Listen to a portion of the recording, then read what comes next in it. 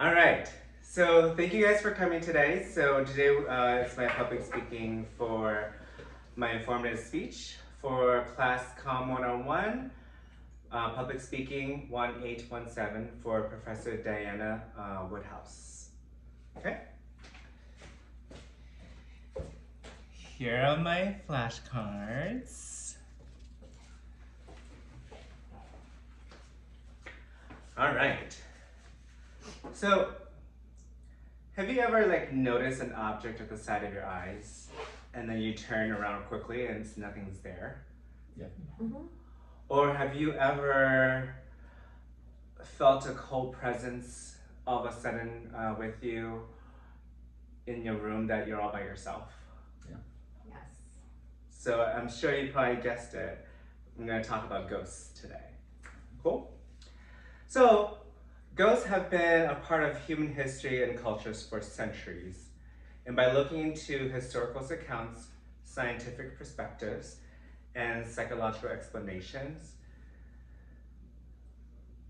we can explore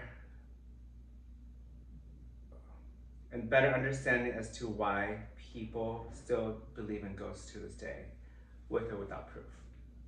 Okay, so let's dive in. All right. So I want to talk a little bit about my personal experience with the ghosts. So back in 2018, I flew home to Minnesota for my brother-in-law's funeral. So after the funeral services, I flew a red-eye home.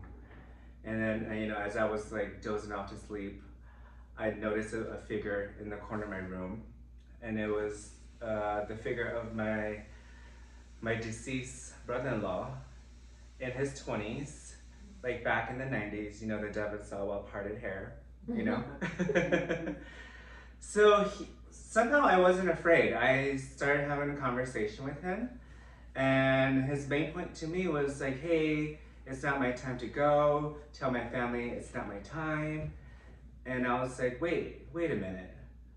We just buried you a couple of days ago. So why are you here? And then it just dawned on me I'm speaking to a ghost. So then I got frightened, and then I just started saying, in the name of Jesus Christ, get out of my house. Oh, no. I said it 3 or 4 times, and then the spirit vanished. So you can guess that I slept with the light on the rest of the night.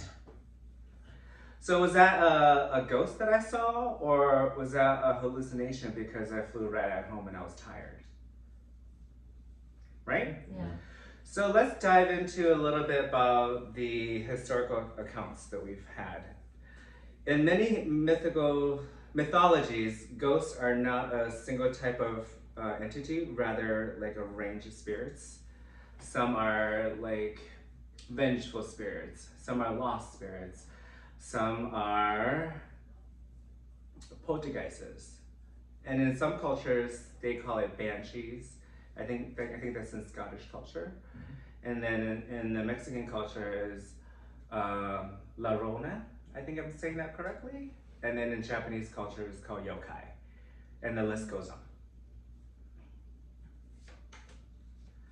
But have you guys heard of some famous ghost sightings? There's one called the Flying Dutchman. Oh, yeah. Yeah. And then the Bell Witch. Don't tell me. No. And then Abraham Lincoln in the White House. Mm-hmm. Anne Boleyn. Oh, yeah.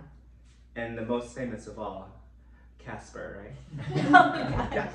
All right. But were these sightings hallucinations, or can they be explained through scientific perspectives? So, in an article written by Catherine Pubilc, I hope I'm pronouncing that right, for ScienceExplore.org, she explains that, quote, the brain has a tough job. Information from the world bombards you as a mix-up of jumble signals.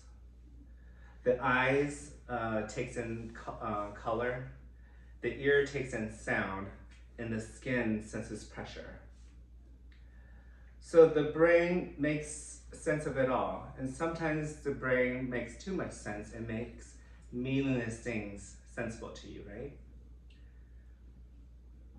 This is known as I apologize if I said this word wrong. Pareidolia. So to explain that, it's like, for example, whenever like you like look at clouds, right? And you're like, ooh, that's a heart. Mhm. Ooh, that's a rabbit. And then sometimes if you stare at the moon long enough, you might see faces on the moon. So that is a form of pareidolia. So, and then Catherine also goes into explain that some quote unquote ghost hunters has captured sounds that they say are ghosts speaking. Most people call this the electronic voice phenomenon, or in short terms, it's EVP. But research has found that these are possibly just noises. Mm. So maybe we can explain a little more. So let's go into psychological explanation. So have you ever like woken up from a dead sleep and your eyes are open, your mind is awake, but your whole body's limp and you can't move? Oh Yeah. So we call this sleep paralysis.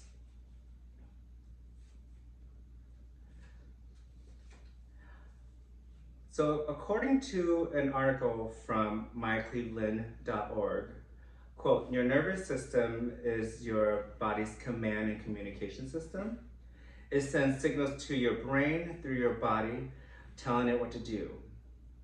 But if something is damaged to your nervous system, messages can't get through your muscles. Therefore, the paralysis happens. Also, Professor French once said in an interview for American Psychological Association, quote, but sometimes people do actually hallucinate. So they might hear voices or footsteps or mechanical sounds. They might see lights moving around the room and in darkness, or even like demons, witches, all sorts of stuff. Also, people often report a sense of pressure on their chests, difficulty breathing. It is possible that this is an overactivation of the amygdala that's causing that. So amygdala, in definition, is an area of the brain that processes your emotions, especially fear and anxiety. Cool. So in conclusion to that, now that I've shared with you a little bit about historical accounts and scientific perspectives and psychological explanations, some people might say ghosts are still real, and some people say ghosts are not. But hopefully y'all have a better understanding of why people still believe in them, even without proof.